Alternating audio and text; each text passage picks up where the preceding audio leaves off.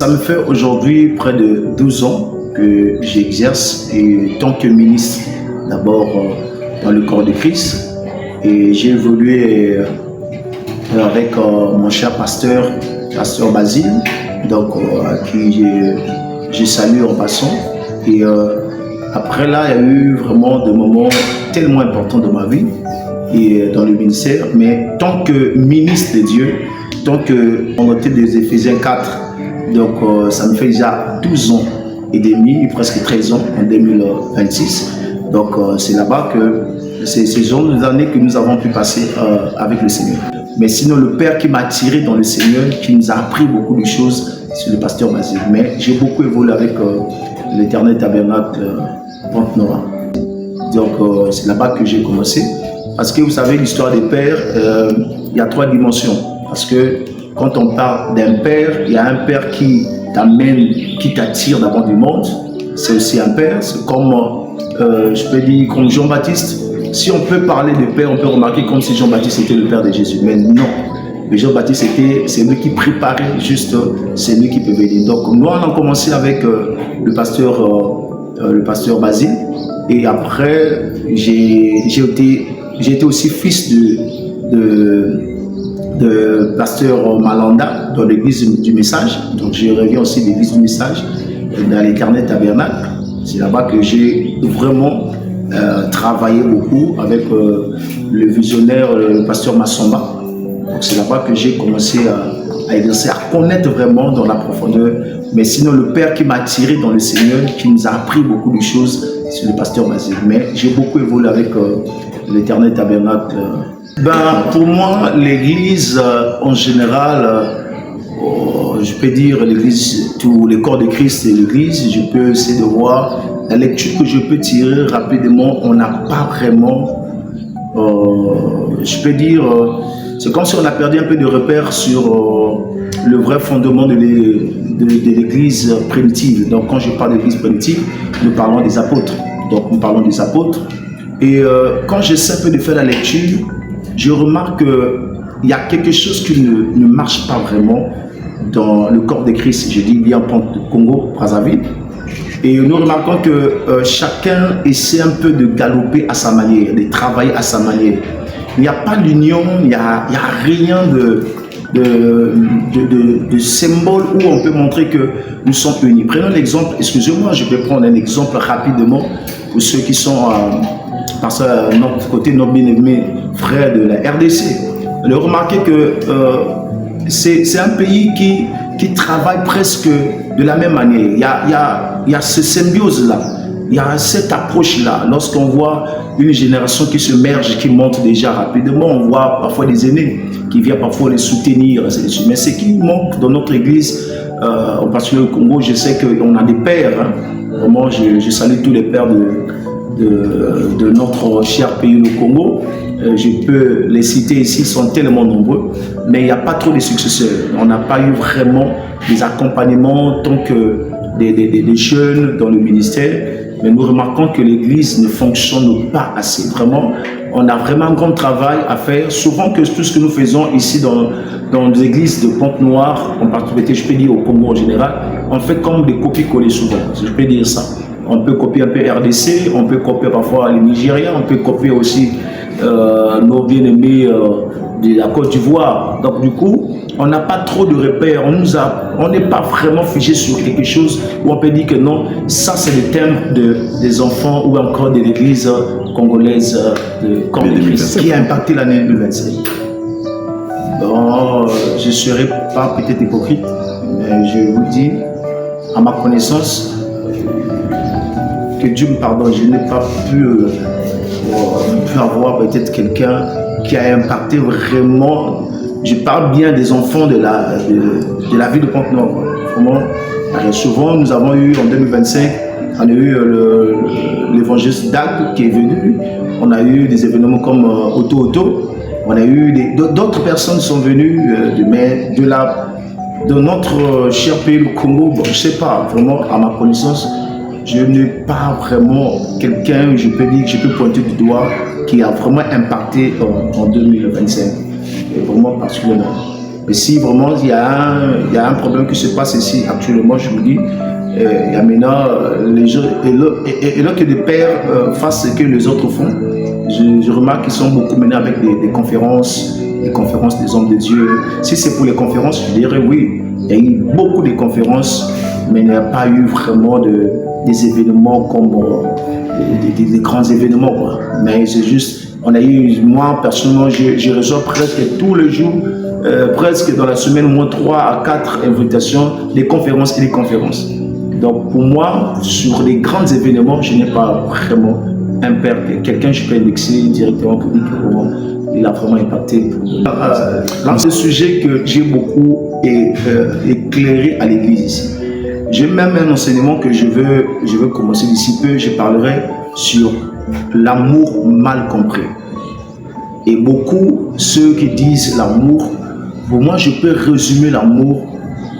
C'est très difficile à résumer même. Je peux résumer ça en deux phrases. L'amour, c'est d'abord la capacité de donner ta vie pour l'autre. La capacité de se sentir à la peau de l'autre.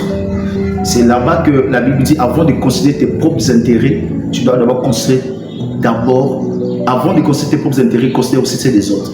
C'est-à-dire, toi, tu deviens au second plan et tu mènes l'autre devant. Et c'est ça qui manque, parce que c'est ça que je dis, il y a un problème. Il y a un problème avec l'histoire d'amour. C'est pour ça que je dis, si tout le monde connaissait l'amour, je crois qu'il ne devait pas avoir de divorce. Il ne devait pas avoir de divorce. Si on connaissait vraiment l'amour, on ne devait pas voir où on voit un enfant a quitté son père, est allé ouvrir une église ailleurs. On peut voir aujourd'hui des choristes qui quittent l'église après l'église. On peut voir, non, si vraiment ils connaissaient l'amour. C'est pour ça, la seule personne qui avait peut-être quitté parmi les 12, pas les 70, mais les 12, la seule personne qui a quitté Jésus, c'était Judas, parce qu'il avait trahi. Mais sinon, malgré les souffrances, des moments difficiles, les apôtres étaient là, ils ont prouvé vraiment l'amour. Nous sommes à la fin de notre entretien. Quelques questions aussi, je dirais, d'anecdotes tout simplement. L'amour, c'est quoi pour vous? Wow. Pour moi, sur l'infidélité, c'est un refus de quelque chose qui est tellement important. Par exemple, je peux parler de l'infidélité comme étant manque de loyauté. C'est-à-dire que la personne n'est pas loyale. Donc, c'est comme un poison ici qui est vraiment dans le corps de Christ. L'infidélité, je peux séparer ça dans le sens où quelqu'un qui ne comprend pas la vision même de la personne qui est en face de vous. C'est-à-dire, dès que vous ne comprenez pas la vision de la personne, vous devenez infidèle. Vous voyez, tu peux commencer à croire au départ, mais lorsque la personne évolue, vous allez remarquer que la personne commence à se fatiguer, se lasser, à ne pas comprendre vraiment la vision de l'autre. Donc l'infidélité, c'est comme une désobéissance. C'est comme on peut voir Satan lui-même, Lucifer, c'est lui le père même de l'infidélité, parce qu'il n'était pas fidèle à son maître. Parce que Dieu a des lois, mais lorsque vous brisez certaines lois, vous devenez infidèle. Adam et Ève étaient déjà infidèles, parce que Dieu les a dit de ne pas toucher, de ne pas faire, ils n'ont plus le faire. C'est-à-dire que du coup, ils manifestent l'infidélité comme une rébellion, quelqu'un qui fait de la rébellion. Donc c'est ça un infidèle, c'est un rebelle même. Après 2 ans, ce que je demande à Dieu et ce que j'attends de la part de Dieu, c'est que Dieu intensifie encore sa flamme, que je l'aime encore plus. Que Dieu ne se sépare pas de moi. Même quand je me sens peut-être faible, mais qu'il demeure toujours. C'est juste de rester tout près de lui encore. C'est ça que je peux lui demander. Parce que je sais qu'une fois que je demeure toujours à côté de lui, je ne manquerai de rien. Et la seule chose que je demande à Dieu, c'est d'intensifier encore son amour et son onction, c'est tout.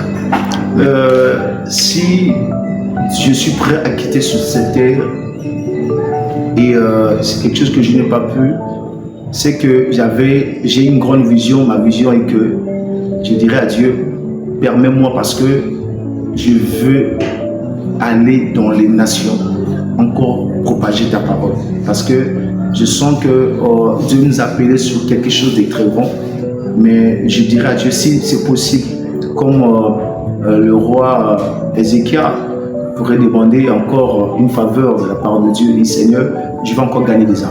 Je veux encore gagner des âmes, car ce que tu as mis en nous, beaucoup de gens n'ont pas encore peut-être déguster et encore comprendre cela. C'est la seule chose que je peux demander à Dieu, qui m'accorde une petite grâce pour que j'essaie un peu de toucher un peu les nations, pour que les gens comprennent quand même il y a un David quelque part qui fait un peu les peuples. À votre Rodel Mabiala, nous vous disons merci. Merci, c'est moi qui vous remercie.